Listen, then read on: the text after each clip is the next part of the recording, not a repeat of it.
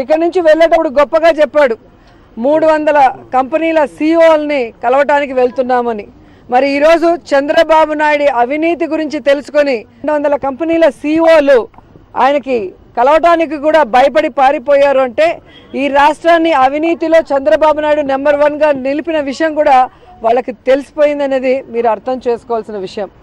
జగన్ గారు మగాడిలాగా ప్రెస్ని వెంట పెట్టుకొని వెళ్ళి ఈ రాష్ట్ర ప్రజల గురించి, ఈ రాష్ట్రంలో జరుగుతున్న దోపిడీ గురించి, ఈ రాష్ట్రంలో ప్రజలకు జరుగుతున్న అన్యాయాన్ని గురించి మోడీతో డిస్కస్ చేసి ఆయనకిచ్చిన రిప్రజెంటేషన్ని కూడా మీడియా ముందు పెట్టడం, అక్కడ ఏం మాట్లాడారో కూడా స్పష్టంగా చెప్పారు.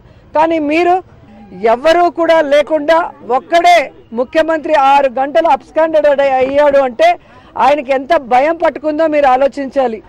అండ్ ఈరోజు ఇవన్నీ డైవర్ట్ చేయడానికి మీరు చూస్తే వాకట్ నారాయణ రెడ్డి గారిని పార్టీ నుండి సస్పెండ్ చేస్తున్నామంటున్నారు. నిజంగా పిచ్చిరెడ్డి కాబట్టే ఆయన సస్పెండ్ చేశారు. మరి ఆయన ఎమ్మెల్సీ పదవిని ఎందుకు రద్దు చేయలేదని నేను అడుగుతున్నాను. ఈరోజు పిచ్చిరెడ్లని సస్పెండ్ చేయడం చేతనవుతుంది, కానీ సుజనా చౌదరిని అలాగే గంటా శ్రీనివాస్ గారిని ఎందుకు మీరు సస్పెండ్ చేయలేదని నేను అడుగుతున్నాను. ఈ తెలుగుదేశం పార్టీలో ఉన్న ముఖ్యమంత్రి నుంచి కింద వరకు అందరూ దేశంలో నుంచి రాష్ట్రం వరకు అన్ని బ్యాంకుల్ని కొల్లగొట్టుకొని దాచుకుంటున్నారు. కాబట్టే ఈరోజు మీ యొక్క కొడుకైన లోకేష్కి 5 నెలల్లో 22 రెట్లు ఆస్తులు పెరిగాయి అంటే ఎంతెంత వాటాలు వసూలు చేస్తున్నారో అవి కూడా బయట పెట్టాలి.